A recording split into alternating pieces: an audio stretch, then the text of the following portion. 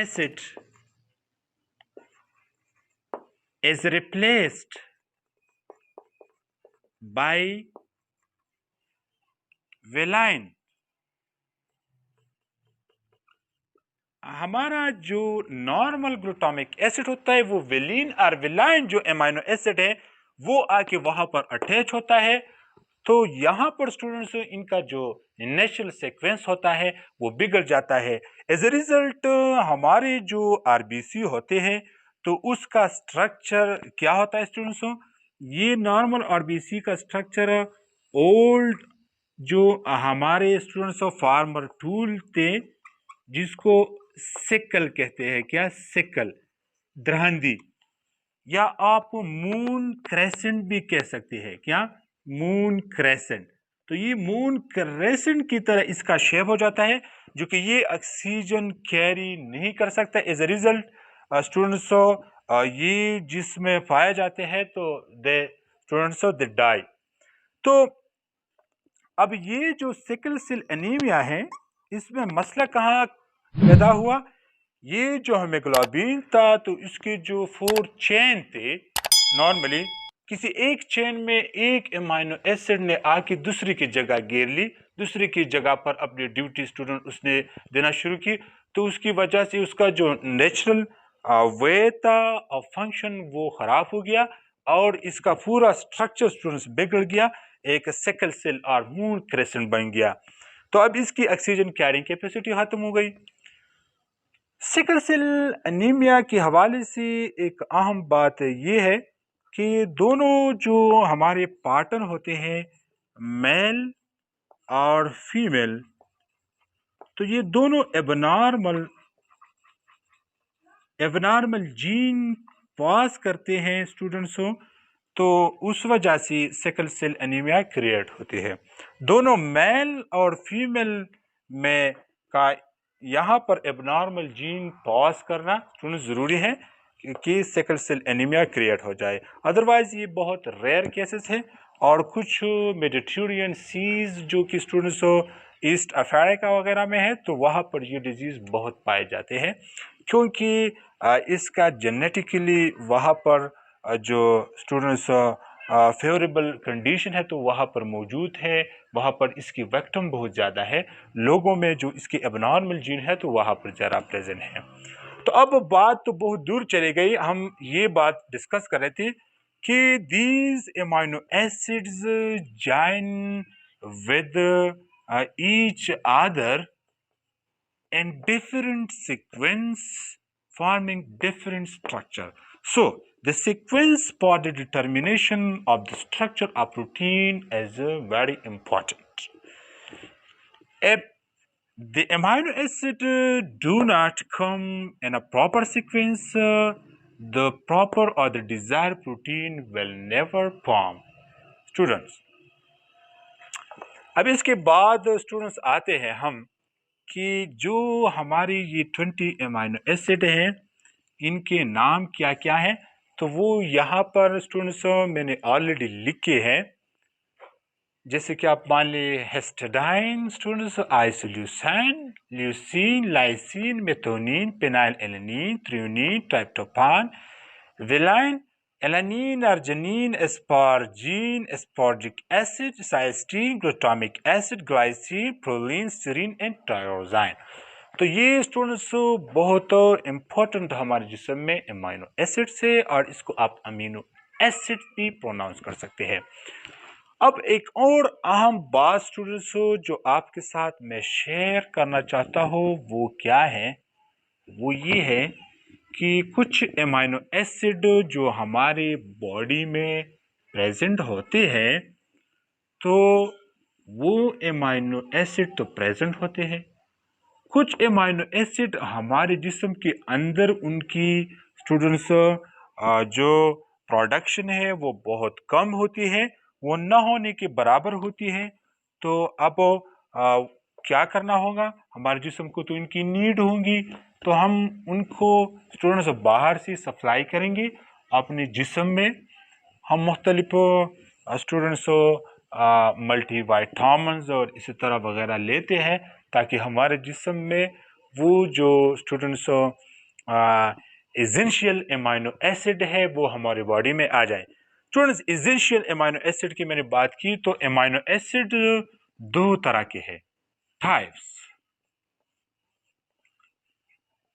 Of amino acids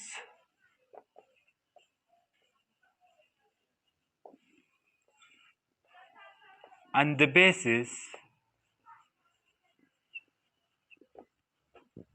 the basis of our body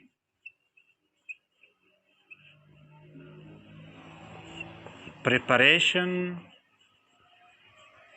or production।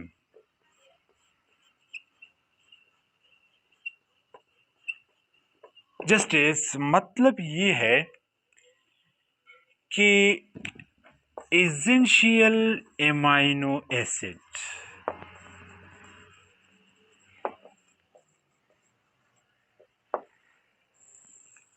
those amino acids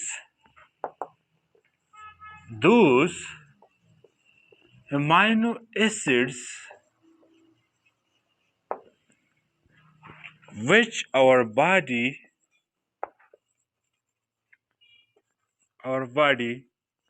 can't prepare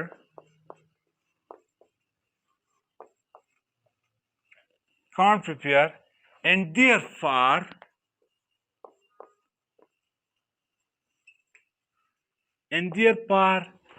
they should be supplied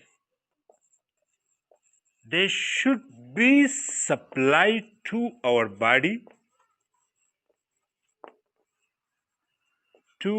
body are called essential amino acid।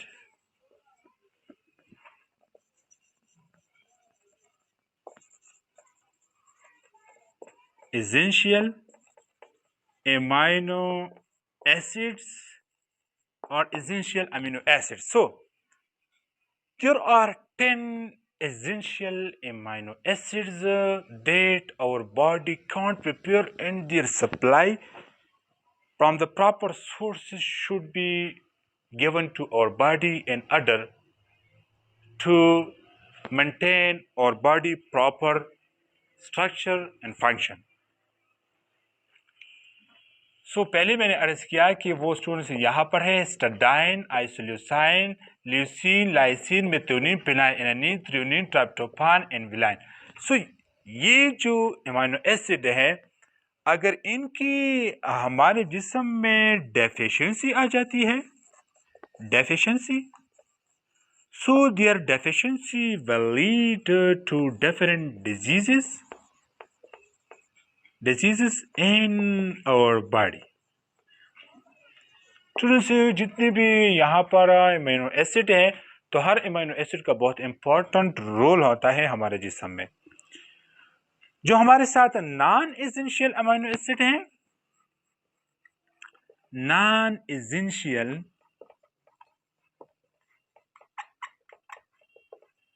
Amino acids,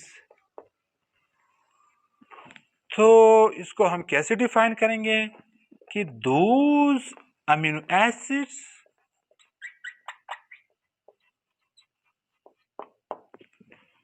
which our body prepare and therefore we don't need its supply are non-essential amino acid। Students, non essential amino acid का concept तो समझ आया ना। मतलब ये है कि non essential amino acid ये ऐसे अमीनो एसिड है जो कि हमारे जिस्म की इनकी ज़रूरत है ही नहीं, बस हमारा जिस्म खुद तैयार कर सकती है, हमारा जिस्म का मुहताज नहीं है। वो कौन कौन से है? Alanine, arginine, asparagine, aspartic acid, cysteine, glutamic acid, glycine, purine, serine and tyrosine. Students, ये है नॉन एसेंशियल अमीनो एसिड। अगर क्वेश्चन आ जाए कि डिफरेंशिएट बिटवीन एसेंशियल और नॉन एसेंशियल अमीनो एसिड, तो इसका जवाब ये होगा और इनकी एग्जांपल्स ये है। एमसीक्यूज के हवाले से तो यहाँ पर बहुत सारे एमसीक्यूज बन सकते हैं। वो कैसे? आपको यहाँ पर 3 ऑप्शंस यहाँ से, एक ऑप्शन यहाँ से, आपसे ऐसा पूछा जा सकता है students, which one of the following is essential amino acid, sorry non essential amino acid. तो फिर आपने ना यहाँ पर इस ऑप्शन को टिक करना है। लेकिन आपको यहाँ पर ऐसा भी एमसीक्यूज आ सकता है कि विच वन, मान ले which one is non essential, like, और आपके option students A, B, C और डी, चारों ऑप्शन में मैं उठाता हूं leucine, isoleucine, students lysine, histidine, student sorry आप यहां पर लिखिए none of these, none of these. तो फिर आपने नन ऑफ दीज की ऑप्शन पर जाना होगा, क्योंकि सारी जो लिस्ट है तो नॉन एसेंशियल अमीनो एसिड है। तो अर्ज ये है कि इनको जुबानी याद करना ये इंतहाई ज़रूरी है, क्योंकि इनके ऊपर एमसीक्यूज पूछा जाता है स्टूडेंट्स। नेक्स्ट स्टूडेंट्स, एक और पॉइंट आपको बताते हैं, वो ये है कि हमारे जो अमीनो एसिड्स हैं, कभी कभी इनमें बेसिक अमीनो एसिड और स्टूडेंट्स को कभी एसिडिक अमीनो एसिड का भी कॉन्सेप्ट आ जाता है। मान लें कि हमारा NH2 यहाँ पर R, यहाँ पर COOH, ये स्टूडेंट्स है एमाइनो ग्रुप, एमाइनो ग्रुप, ये है कार्बोक्सिल ग्रुप। अब स्टूडेंट देखिए, एमाइनो एसिड बेसिक कब होंगे? बेसिक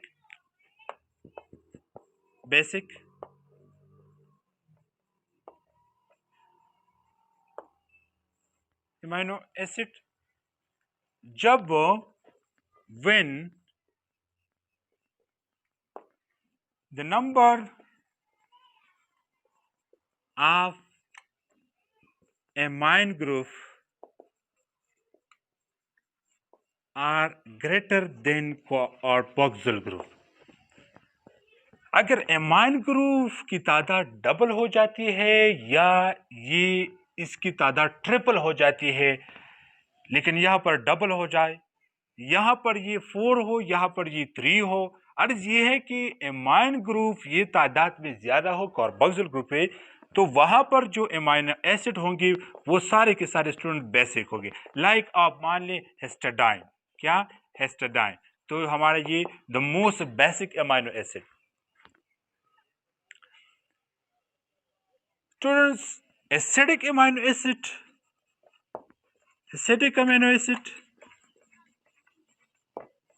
जब हमारा कार्बोक्सिल ग्रुप इनकी तादाद ज्यादा हो जाए एमाइन ग्रुप से, किसी एमाइन ग्रुप से, तो तब हमारे जो स्टूडेंट्स अमीनो एसिड होंगी तो क्या वो एसिडिक होगी, क्या होंगी? एसिडिक होगी स्टूडेंट्स। ये तो था बेसिक और एसिडिक अमीनो एसिड का। और जब इन दोनों की तादाद सेम हो तो फिर स्टूडेंट्स वो न्यूट्रल अमीनो एसिड होंगे। जो अहम पॉइंट है अमीनो एसिड के हवाले से वो मैं आपके साथ शेयर करने वाला हूं स्टूडेंट्स, वो क्या है? वो ये है, इधर देखिए स्टूडेंट्स, यहां पर C, यहां पर H, यहां पर COOH, यहां पर हमारा स्टूडेंट्स मान ले कि यहां पर R, सपोज R हमने यहां पर लिखा, यहां पर हमारा आया स्टूडेंट्स NH2, क्या NH2। अब ये स्ट्रक्चर है एक बेसिक अमाइनो एसिड का। बेसिक अमाइनो एसिड का ये आप कह सकते हैं कि ये उसका एक जनरल फार्मूला है। क्या है? एक जनरल फार्मूला है। अब कभी कभी ऐसा होता है स्टूडेंट्स कि कार्बोक्सिल ग्रुप का जो हाइड्रोजन है, क्या है? हाइड्रोजन है। कार्बोक्सिल ग्रुप तो ये है और इसका हाइड्रोजन ये है। ये हाइड्रोजन कभी कभी स्टूडेंट्स क्या करता है, यहाँ पर नाइट्रोजन के साथ दो इलेक्ट्रॉन है या lone pair of electron. Students, lone pair of electron वो इलेक्ट्रॉन होते हैं जो बॉन्ड में हिस्सा नहीं लेते, वो स्पेयर पड़े होते हैं। तो कार्बोक्सिल ग्रुप का ये जो हाइड्रोजन होता है, ये कभी कभी इसी तरह स्टूडेंट्स ये यहाँ पर आ जाता है एमोनिया। स्टूडेंट्स, यहाँ पर एमोनिया के साथ वो हाइड्रोजन क्या हो जाता है? अटैच होता है। तो एज ए रिजल्ट जो स्ट्रक्चर बनता है वो कैसा होता है स्टूडेंट्स? वो स्ट्रक्चर यहाँ पर स्टूडेंट्स पॉजिटिव चार्ज आ जाता है, क्योंकि यहाँ पर स्टूडेंट्स यहाँ पर सॉरी नेगेटिव चार्ज आता है, क्योंकि हाइड्रोजन ने तो यहाँ पर वो तो खुद ट्रांसफर हो गया, लेकिन उसका इलेक्ट्रॉन तो यहाँ पर बच गया और यहाँ पर पॉजिटिव चार्ज आता है, लेकिन यहाँ पर ये NH3 बन जाता है और इसके ऊपर पॉजिटिव चार्ज आ जाता है। क्या? Positive charge. तो कार्बोक्सिल ग्रुप का जो हाइड्रोजन था कार्बोक्सिल का, वो NH3 में चला गया। कहाँ? NH3। Students, such amino acid form a structure or ion which contain both positive and negative charge called Zwitter ion. What? Zwitter ion. यहाँ पर लिखे students Zwitter ion।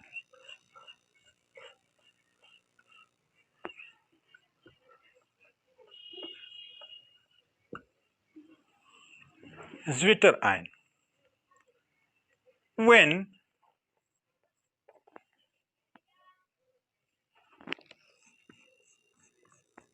the hydrogen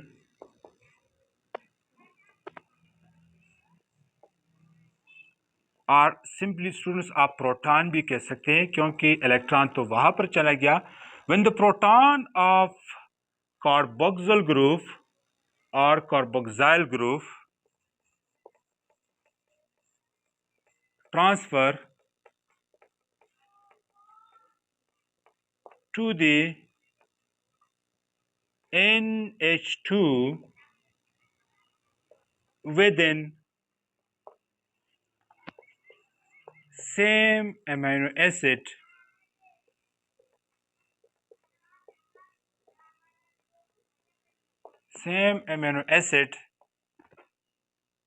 as a result both positive and negative charge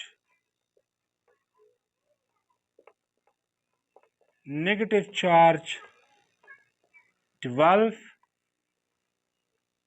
on the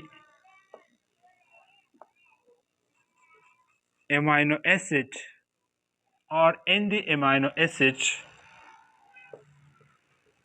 called Zwitter ion, or the Zwitter ion is also called internal salt. Students, what? Internal salt. Internal salt.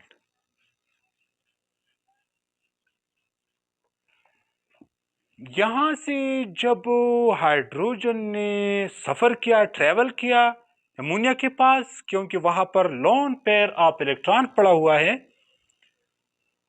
तो इसी समय यहां पर negative charge develop हुआ students और यहां पर positive charge develop हुआ।